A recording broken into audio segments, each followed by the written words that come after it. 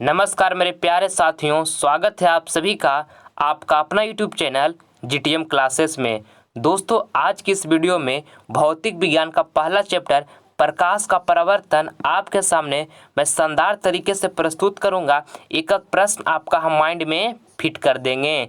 प्रकाश का परावर्तन का वीवीआई जितना भी ऑब्जेक्टिव क्वेश्चन है दोस्तों 2022 बोर्ड एग्जाम के लिए, वो सारा प्रश्न को इस वीडियो में कवर किया गया है। ठीक है, और प्रकाश का परावर्तन से जितना भी प्रीवियस ईयर में पूछा हुआ प्रश्न है दोस्तों, वो सारा को इस वीडियो में कवर किया गया है। ठीक है, इसलिए वीडियो को आप पूरी कंसंट्रेशन के साथ देखिएगा। इस वीडियो का एक भी प्रश्न आप स्किप नहीं कीजिएगा। चलिए अब हम जल्दी से वीडियो को स्टार्ट करते हैं। आपके सामने पहला प्रश्न, प्रकाश के परावर्तन के कितने नियम हैं? ऑप्शन ए में लिखा हुआ है यहाँ पे 1, और बी में लिखा हुआ है 2, और सी में लिखा हुआ है 3, और डी में लिखा हुआ है 4। तो दोस्तों ये प्रश्न में आपको बताना है कि प्रकाश के परावर्तन के कितने नियम हैं। तो 2 नियम हैं दोस्तों। ठीक है, ऑप्शन नंबर यहाँ जो बी होगा हमारा बिल्कुल करेक्ट आंसर हो जाएगा। और 2 नियम कौन कौन है दोस्तों? तो जो पहला है हमारा वो है क्या कि आपतित किरण, परावर्तित किरण तथा आपतन बिंदु पर खींचा गया अभिलंब दोस्तों तीनों एक ही समतल में होते हैं। ठीक है, और प्रकाश के परावर्तन के जो दूसरा नियम है दोस्तों वो हमारा क्या है कि आपतन कोण परावर्तन कोण के बराबर होता है। ठीक है, दूसरा नियम हमारा क्या है दोस्तों कि आपतन कोण परावर्तन कोण के बराबर होता है। इसको भी आपको ध्यान में रखना है। ठीक है, आइए अगला प्रश्न अब हम देख लेते हैं। दूसरा नंबर, किस दर्पण द्वारा प्रतिबिंब सीधा एवं छोटा होता है?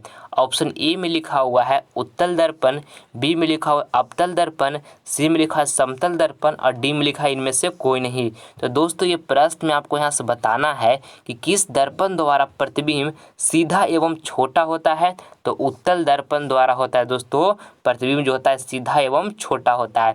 ऑप्शन नंबर यहाँ ए होगा हमारा बिल्कुल राइट आंसर हो जाएगा। आइए अगला प्रश्न हम देख लेते हैं। तीसरा नंबर, ये प्रश्न आपके बोर्ड एग्जाम के लिए काफ़ी महत्वपूर्ण प्रश्न पूछा गया है कि अवतल दर्पण है। ऑप्शन ए में लिखा हुआ है अभिसारी, बी में लिखा है अपसारी, सी में लिखा है अभिसारी एवं अपसारी दोनों, और डी में लिखा है इनमें से कोई नहीं। तो आपको बताना है दोस्तों कि अवतल दर्पण है तो अभिसारी दर्पण है। ठीक है, ऑप्शन नंबर जो ए होगा हमारे यहाँ पर बिल्कुल करेक्ट आंसर हो जाएगा। ठीक है, और उत्तल दर्पण पूछेगा दोस्तों कि उत्तल दर्पण है तो अपसारी है। ठीक है, ये भी आपको ध्यान में रखना है। आइए अगला प्रश्न हम देख लेते हैं। चौथा नंबर, ये प्रश्न दोस्तों आपके बोर्ड एग्जाम के लिए काफ़ी महत्वपूर्ण है। आपका एग्जाम में बहुत बार इस प्रश्न को पूछा गया है। उत्तल दर्पण से बना प्रतिबिंब होता है। ऑप्शन ए में लिखा है काल्पनिक एवं छोटा, बी में लिखा है काल्पनिक एवं आवर्धित, और यहाँ देखिए सी में लिखा हुआ है वास्तविक एवं छोटा, और यहाँ देखिए डी में लिखा हुआ है काल्पनिक एवं आवर्धित। तो दोस्तों आपको बताना है कि उत्तल दर्पण से बना प्रतिबिंब होता है तो काल्पनिक एवं छोटा होता है। ठीक है, ऑप्शन नंबर जो ई होगा दोस्तों हमारा बिल्कुल करेक्ट आंसर हो जाएगा। आइए अगला प्रश्न हम देख लेते हैं। 5वां नंबर, हजामत बनाने के लिए प्रयोग किया जाता है। ऑप्शन ए में लिखा हुआ है दोस्तों यहाँ पर उत्तल दर्पण, और बी में लिखा हुआ है अवतल दर्पण, और सी में लिखा है समतल दर्पण, और डी में लिखा है उपयुक्त तीनों। ऑप्शन यहाँ पर बताना इस प्रश्न में आपको दोस्तों कि हजामत बनाने के लिए प्रयोग किया जाता है, दाढ़ी बनाने के लिए दोस्तों हम कौन सा दर्पण का प्रयोग करते हैं? तो अवतल दर्पण का प्रयोग करते हैं। ऑप्शन नंबर है बी होगा दोस्तों जो हमारा बिल्कुल राइट आंसर हो जाएगा। अब मोटर गाड़ी के चालक के सामने दोस्तों कौन सा दर्पण लगा होता है? तो उत्तल दर्पण लगा होता है। ये भी आपको याद रखना है। आइए अगला प्रश्न हम देख लेते हैं। 6ठा नंबर, वक्रता त्रिज्या r एवं फोकस दूरी f में संबंध है। दोस्तों ये प्रश्न में आपको यहाँ से बताना है कि वक्रता त्रिज्या r यानी वक्रता त्रिज्या को दोस्तों हम r से सूचित करते हैं और फोकस दूरी को हम f से सूचित करते हैं में संबंध है, ये आपसे पूछा गया है। तो दोस्तों एक फार्मूला होता है, इसको आप याद कर लीजिएगा हमेशा के लिए कि f बराबर जो होता है दोस्तों r/2 होता है। ठीक है, ये काफ़ी महत्वपूर्ण फार्मूला है आपके बोर्ड एग्जाम के लिए। तो वक्रता त्रिज्या r एवं फोकस दूरी f में संबंध क्या है? तो f = r/2। ठीक है, जो कि देखिए ऑप्शन नंबर ए में दिया हुआ है। तो ऑप्शन नंबर ए जो होगा हमारे यहाँ पर बिल्कुल करेक्ट आंसर हो जाएगा। आइए अगला प्रश्न अब हम देख लेते हैं। 7वां नंबर, निम्नलिखित में किस दर्पण द्वारा किसी वस्तु का वास्तविक प्रतिबिंब प्राप्त किया जा सकता है? काफ़ी महत्वपूर्ण प्रश्न है आपके बोर्ड एग्जाम के लिए दोस्तों।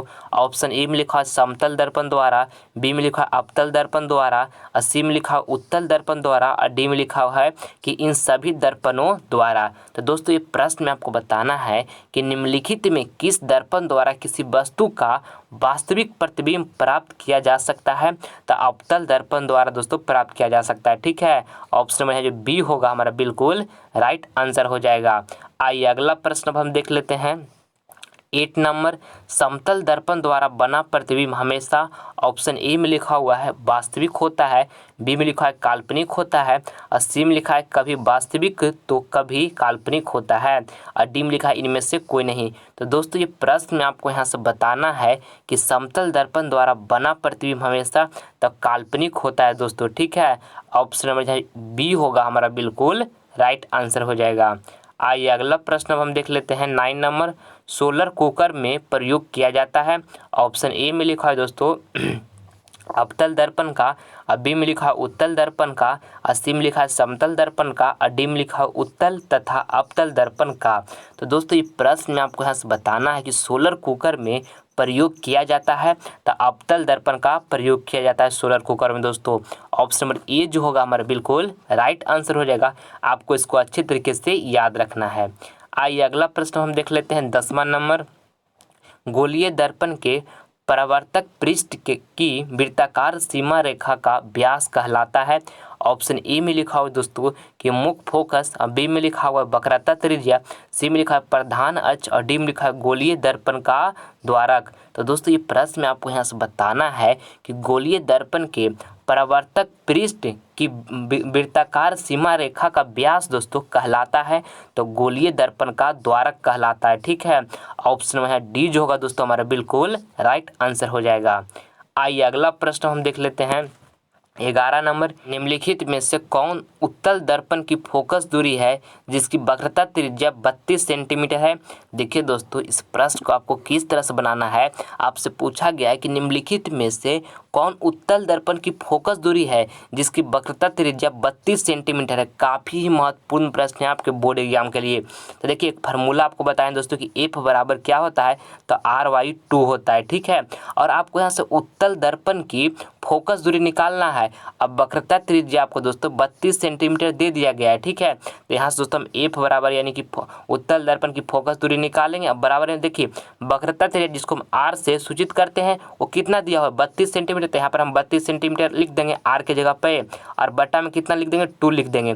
अब यहाँ से कटाइएगा दोस्तों तो 16 दूनी के कितना कट जाएगा 32 यानी कि 16 आ गया। अब देखिए यहाँ से यानी कि हमको यहाँ से एफ बराबर जो निकल के आया दोस्तों कितना आ गया 16 सेंटीमीटर आ गया। ठीक है, अब आपको देखिए ऑप्शन नंबर सी में +16 सेंटीमीटर लिखा हुआ है और डी में लिखा हुआ है -16 सेंटीमीटर। तो आपको कौन आंसर लगाना है दोस्तों? तो ध्यान रखिएगा हमेशा के लिए बात को दोस्तों कि उत्तल दर्पण की जो फोकस दूरी होती है वो पॉजिटिव होती है। ठीक है, तो यहाँ जो 16 सेंटीमीटर के आगे में जो हमारा साइन लगेगा वो प्लस लगेगा। ठीक है, क्योंकि उत्तल दर्पण की फोकस दूरी हमारा पॉजिटिव होती है। तो ऑप्शन में सी जो होगा हमारा बिल्कुल राइट आंसर होगा। ठीक है, और अगर जो दोस्तों यहाँ पर अवतल दर्पण की फोकस दूरी पूछता तो हमारा -16 सेंटीमीटर हो जाता है, क्योंकि अवतल दर्पण की फोकस दूरी जो होता है दोस्तों वो क्या होता है निगेटिव होता है। आपको इस सारे बात को अच्छे तरीके से माइंड में हमेशा के लिए रखना है।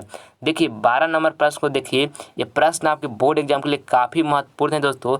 ये ऐसा पदार्थ जिससे होकर प्रकाश आसानी से पार कर जाता है कहे जाते हैं। ऑप्शन में ए में लिखा हुआ है अपारदर्शी पदार्थ, बी में लिखा हुआ है पारभासी पदार्थ, और सी में लिखा हुआ है पारदर्शी पदार्थ, और डी में लिखा हुआ है बटर पेपर। तो आपको बताना है दोस्तों कि ऐसा पदार्थ जिससे होकर प्रकाश आसानी से पार कर जाता है कहे जाते हैं तो पारदर्शी पदार्थ कहे जाते हैं दोस्तों, जिससे प्रकाश जो है आसानी से पार कर जाता है। तो ऑप्शन में है सी जो होगा हमारा बिल्कुल करेक्ट आंसर हो जाएगा। अब देखिए अपारदर्शी पदार्थ हम किसे कहते हैं दोस्तों? जिससे प्रकाश आसानी से पार नहीं करता है उसे हम अपारदर्शी पदार्थ कहते हैं। ठीक है, ये भी आपको याद रखना है। आइए अगला प्रश्न हम देख लेते हैं। 13 नंबर दोस्तों, सारा प्रश्न को आप अच्छे तरीके से देखते चले, और जो प्रश्न आपको याद इसमें नहीं है उसे आप नोटबुक पर लिखकर आप याद कर लीजिएगा दोस्तों। अगर इतना प्रश्न को आप अच्छे तरीके से कर लेते हैं तब प्रकाश के परावर्तन चैप्टर से दोस्तों आपका एक भी प्रश्न आपका बोर्ड एग्जाम में नहीं छूटेगा। ठीक है, देखिए 13 नंबर प्रश्न देखिए, इसमें आपसे पूछा गया है कि मोटर गाड़ी के चालक के सामने लगा रहता है। काफ़ी महत्वपूर्ण प्रश्न है आपके बोर्ड एग्जाम के लिए दोस्तों, बहुत बार आपके एग्जाम में पूछा गया है। ऑप्शन ए में लिखा है समतल दर्पण, बी में लिखा है उत्तल दर्पण, और सी में लिखा हुआ अवतल दर्पण, और डी में लिखा हुआ एक पतला लेंस। तो आपको बताना है दोस्तों कि मोटर गाड़ी के चालक के सामने लगा रहता है तो उत्तल दर्पण लगा रहता है। ठीक है, ऑप्शन नंबर यहाँ जो हमारा बी होगा जो दोस्तों बिल्कुल राइट आंसर हो जाएगा। देखिए अवतल दर्पण को दोस्तों हम हजामत बनाने के लिए अवतल दर्पण का प्रयोग करते हैं। आइए अगला प्रश्न अब हम देख लेते हैं। 14 नंबर, दंत विशेषज्ञ किस दर्पण का उपयोग मरीजों का दांतों का बड़ा प्रतिबिंब देखने के लिए करता है? ऑप्शन ए में लिखा हुआ है अवतल दर्पण, बी में लिखा है समतल दर्पण, और सी में लिखा है उत्तल दर्पण, और डी में लिखा है इनमें सभी। तो दोस्तों ये प्रश्न में आपको यहाँ से बताना है कि दंत विशेषज्ञ किस दर्पण का उपयोग मरीजों का दांतों का बड़ा प्रतिबिंब देखने के लिए करता है? तो अवतल दर्पण का प्रयोग करता है दोस्तों। ठीक है, ऑप्शन नंबर ए जो होगा हमारे यहाँ पर बिल्कुल राइट आंसर हो जाएगा। आइए अगला प्रश्न हम देख लेते हैं। 15 नंबर, ये प्रश्न आपके बोर्ड एग्जाम के लिए दोस्तों काफ़ी महत्वपूर्ण प्रश्न है।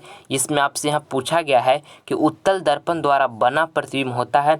ऑप्शन ए में लिखा हुआ है हमेशा सीधा, बी में लिखा है हमेशा उल्टा, और सी में लिखा है सीधा भी और उल्टा भी, और डी में लिखा है इनमें से कोई नहीं। तो आपको बताना है दोस्तों कि उत्तल दर्पण द्वारा बना प्रतिबिंब होता है तो हमेशा उल्टा होता है। ठीक है, आपको इसे याद रखना है। ऑप्शन नंबर बी जो होगा आपका बिल्कुल यहाँ पे करेक्ट आंसर हो जाएगा। ठीक है, आइए अगला प्रश्न अब हम देख लेते हैं।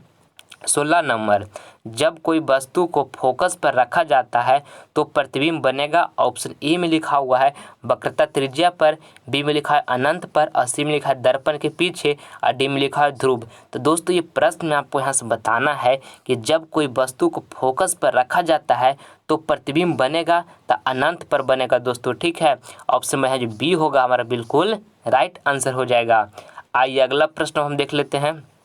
17 नंबर, ये प्रश्न आपके बोर्ड एग्जाम के लिए दोस्तों काफ़ी महत्वपूर्ण प्रश्न है। इसमें पूछा गया है कि समतल दर्पण का आवर्धन होता है। ऑप्शन ए में लिखा है 1, और बी में लिखा है -1, और सी में लिखा है 1, और डी में लिखा है अनंत। तो दोस्तों ये प्रश्न में आपको बताना है कि समतल दर्पण का आवर्धन होता है तो 1 होता है। ठीक है, ऑप्शन में है सी होगा जो हमारा बिल्कुल राइट आंसर हो जाएगा। आइए अगला प्रश्न हम देख लेते हैं। 18 नंबर, और दोस्तों आगे बढ़ने से पहले आपसे हमारी एक छोटी सी रिक्वेस्ट है दोस्तों, अगर जो आप अभी तक हमारे चैनल को सब्सक्राइब नहीं किए हैं तो इस चैनल को आप जल्द सब्सक्राइब कर ले दोस्तों, क्योंकि इससे फ़ायदा क्या होगा कि जब भी हम इस चैनल पर वीडियो को अपलोड करेंगे तो सबसे पहले नोटिफिकेशन आपको प्राप्त होगा। ठीक है, देखिए 18 नंबर प्रश्न को अब हम देखते हैं। अवतल दर्पण की फोकस दूरी उसकी वक्रता त्रिज्या की। दोस्तों ये प्रश्न आपके बोर्ड एग्जाम के लिए काफ़ी महत्वपूर्ण है। ऑप्शन ए में लिखा है दोगुनी होती है, बी में लिखा है बराबर होती है, सी में लिखा है चौथाई होती है, डी में लिखा है आधी होती है। तो आपको बताना है देखिए इस प्रश्न में दोस्तों कि अवतल दर्पण की फोकस दूरी वक्रता त्रिज्या की। तो देखिए एक फार्मूला आपको हम बताए थे कि एफ बराबर दोस्तों हमारा फार्मूला क्या होता है तो r/2 होता है। ठीक है, ये फार्मूला होता है दोस्तों, आपको इसको पूरी तरीके से एकदम रट जाना है, आपके बोर्ड एग्जाम के लिए काफ़ी महत्वपूर्ण है। ठीक है, अब देखिए प्रश्न में पूछा गया है कि अवतल दर्पण की फोकस दूरी उसकी वक्रता त्रिज्या की। तो देखिए अवतल दर्पण की हमारा फोकस दूरी है दोस्तों, और वक्रता त्रिज्या क्या हो रही है, आधी हो रही है, क्योंकि r/2 है यानी कि आधी हो रही है। तो ऑप्शन में डी जो होगा यहाँ पर हमारा बिल्कुल राइट आंसर हो जाएगा, आधी होती है। ठीक है, अब देखिए इसी प्रश्न को आपको उल्टा इस तरह से पूछ देगा कि वक्रता त्रिज्या फोकस दूरी की तो दुगनी होती है। कैसे दोस्तों, देखिए यहाँ r/2 था, यानी कि 2 दोस्तों यहाँ भागा में था, यहाँ पे 2, अब बराबर के इस साइड जो भेज दीजिएगा तो यहाँ पर गुना हो जाएगा, कहने को मतलब 2f दोस्तों क्या हो जाएगा, r हो जाएगा। तब इस तरह से प्रश्न में जब आपसे पूछता है दोस्तों कि वक्रता त्रिज्या फोकस दूरी की, वक्रता त्रिज्या फोकस दूरी की क्या हो रही है, दुगना हो रही है, तो ये भी आपको ध्यान में रखना है कि जब इस तरह से आपसे पूछेगा कि वक्रता त्रिज्या की फोकस दूरी की तो दुगनी होती है। ठीक है, आइए अगला प्रश्न हम देख लेते हैं। 19 नंबर, ये प्रश्न आपके बोर्ड एग्जाम के लिए काफ़ी महत्वपूर्ण है।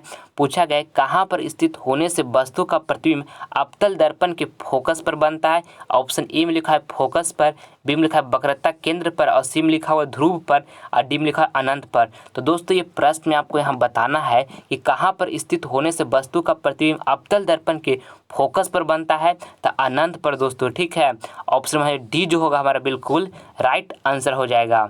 आइए अगला प्रश्न हम देख लेते हैं। 20 नंबर, ये प्रश्न में पूछा गया दोस्तों कि निम्नलिखित में किस दर्पण द्वारा वस्तु का प्रतिबिंब वस्तु का दोस्तों वास्तविक लिखा हुआ है, सॉरी, वास्तविक प्रतिबिंब मिल सकता है। ऑप्शन ए में लिखा हुआ है अवतल दर्पण द्वारा, बी में लिखा है उत्तल दर्पण द्वारा, सी में लिखा है समतल दर्पण द्वारा और डी में लिखा है इनमें से सभी द्वारा। तो दोस्तों ये प्रश्न में आपको यहाँ से बताना है कि निम्नलिखित में किस दर्पण द्वारा वस्तु का वास्तविक प्रतिबिंब मिल सकता है, तो अवतल दर्पण द्वारा मिल सकता है दोस्तों। ऑप्शन नंबर ए जो होगा हमारा बिल्कुल राइट आंसर यहाँ हो जाएगा। ठीक है, आइए अगला प्रश्न हम देख लेते हैं। 21 नंबर, निम्नलिखित में किसके द्वारा एक बिंदु स्रोत से समांतर किरण पुंज मिल सकता है। ऑप्शन ए में लिखा अवतल दर्पण, बी में लिखा उत्तल दर्पण, सी में लिखा दोनों द्वारा और डी में लिखा इनमें से कोई नहीं।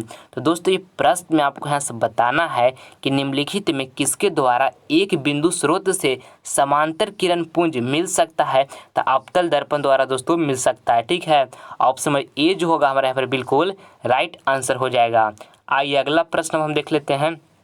22 नंबर, ये प्रश्न दोस्तों आपके बोर्ड एग्जाम के लिए काफ़ी महत्वपूर्ण प्रश्न है। पूछा गया है कि अवतल दर्पण की फोकस दूरी होता है। ऑप्शन ए में लिखा हुआ है धनात्मक और बी में लिखा है जो ऋणात्मक, और देखिए सी में लिखा हुआ है ऋणात्मक एवं धनात्मक दोनों, और डी में लिखा है दोस्तों शून्य। तो आपको बताना है दोस्तों कि अवतल दर्पण की फोकस दूरी होती है, तो अवतल दर्पण की जो हमारा फोकस दूरी होती है दोस्तों वो ऋणात्मक होती है। ठीक है, ऑप्शन नंबर है जो बी होगा हमारा बिल्कुल राइट आंसर हो जाएगा। ठीक है, और जब आपसे पूछेगा दोस्तों कि उत्तल दर्पण की फोकस दूरी होती है तो धनात्मक होती है। ठीक है, ये भी आपको याद रखना है। आइए अगला प्रश्न अब हम देख लेते हैं। अगला प्रश्न हमारा 23 नंबर है दोस्तों। इसमें पूछा गया है कि समतल दर्पण की फोकस दूरी होती है। ऑप्शन ए में लिखा है 0 और बी में लिखा है अनंत, और यहाँ देखिए सी में लिखा है 100 सेंटीमीटर और डी में लिखा हुआ है 50 सेंटीमीटर। तो दोस्तों ये प्रश्न में आपको यहाँ से बताना है कि समतल दर्पण की फोकस दूरी होती है तो अनंत होती है। दोस्तों आपको इसको अच्छी तरीके से रट जाना है, आपके बोर्ड एग्जाम के लिए काफ़ी महत्वपूर्ण है। ठीक है, ऑप्शन नंबर बी यहाँ पर बिल्कुल राइट आंसर हो जाएगा। आइए अगला प्रश्न हम देखते हैं। 24 नंबर, इसमें पूछा है दोस्तों कि टॉर्च एवं वाहनों के अग्रदीपों हेडलाइट्स में किस दर्पण का प्रयोग किया जाता है। काफ़ी महत्वपूर्ण प्रश्न है आपके बोर्ड एग्जाम के लिए। ऑप्शन ए में लिखा है अवतल दर्पण, बी में लिखा है उत्तल दर्पण, सी में लिखा है समतल दर्पण और डी में लिखा है इनमें सभी। तो आपको बताना है इस प्रश्न में दोस्तों कि टॉर्च एवं वाहनों के अग्रदीपों हेडलाइट्स में किस दर्पण का प्रयोग किया जाता है, तो अवतल दर्पण का प्रयोग किया जाता है। ठीक है, ऑप्शन नंबर ए जो होगा दोस्तों हमारे यहाँ पर बिल्कुल राइट आंसर हो जाएगा। आइए अगला प्रश्न हम देख लेते हैं। 25 नंबर, इनमें से कौन दर्पण का सूत्र है। दोस्तों ये प्रश्न आपके बोर्ड एग्जाम में बहुत बार पूछा गया है। आपको बताना है कि कौन जो है दोस्तों दर्पण का सूत्र है। देखिए 1/v प्लस में 1/u इक्वल टू 1/f, ये दोस्तों हमारा दर्पण का सूत्र है। ठीक है, ऑप्शन नंबर ए जो होगा हमारा बिल्कुल राइट आंसर हो जाएगा। 1/v प्लस में 1/u इक्वल टू 1/f जो है दोस्तों हमारा दर्पण का सूत्र है। ठीक है, अब देखिए जब आपसे पूछेगा कि लेंस का सूत्र है तो इसको भी आप याद कर लिएगा दोस्तों कि 1/v और माइनस में होता है दोस्तों 1/u इक्वल टू में क्या होता है 1/f। ठीक है, ये दोस्तों हमारा लेंस का सूत्र होता है, इसको भी आपको याद रखना है। ठीक है, अब दोस्तों अगला प्रश्न हम देख लेते हैं। HW का प्रश्न, ये आपको होमवर्क में प्रश्न दिया जा रहा है। आप इसको कमेंट बॉक्स में अपना जवाब दीजिएगा कि चारों ऑप्शन में से दोस्तों कौन ऑप्शन आपका बिल्कुल राइट आंसर होगा। ठीक है, प्रश्न में आपसे पूछा गया है कि उत्तल दर्पण में प्रतिबिंब बनता है। ऑप्शन ए में लिखा है वास्तविक, बी में लिखा है आभासी और सी में लिखा हुआ है यहाँ पर वास्तविक तथा आभासी और यहाँ पर डी में लिखा हुआ इनमें से कोई नहीं। तो चारों ऑप्शन में दोस्तों कौन ऑप्शन आपको करेक्ट लग रहा है, इसका जवाब आप हमारा कमेंट बॉक्स में जरूर दीजिएगा। ठीक है, और दोस्तों ये आपका जो हम फिजिक्स का पहला चैप्टर दोस्तों आपको प्रकाश का प्रवर्तन करवाए हैं, ये आपको कैसा लगा है आप हमें कमेंट बॉक्स में इसका भी जवाब आप जरूर दीजिएगा। ठीक है, ऐसे मैं उम्मीद करता हूँ कि वीडियो आपको इंटरेस्टिंग लगा होगा, तो प्लीज़ आपसे लाइक करें, अपने दोस्तों में शेयर करें और आप हमारे चैनल पर नए हैं तो आप इसे सब्सक्राइब कर लें ताकि आने वाले वीडियो की नोटिफिकेशन सबसे पहले आपको मिले। मिलते हैं दोस्तों आपसे हम अगले वीडियो में, तब तक के लिए जय हिंद जय भारत।